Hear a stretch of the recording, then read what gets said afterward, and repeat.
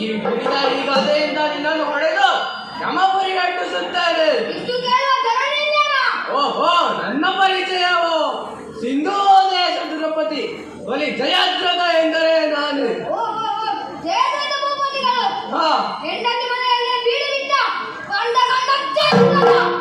ಹೇ ಅಭಿಮನ್ಯು, ಹೆಂಡತಿ ಮನೆಯಲ್ಲಿ ವ್ಯವಸ್ಥೆ ಚೆನ್ನಾಗಿದೆ, ಆ ಕಾರಣದಿಂದ ಅಲ್ಲಿ ಇದ್ದೇನೆ.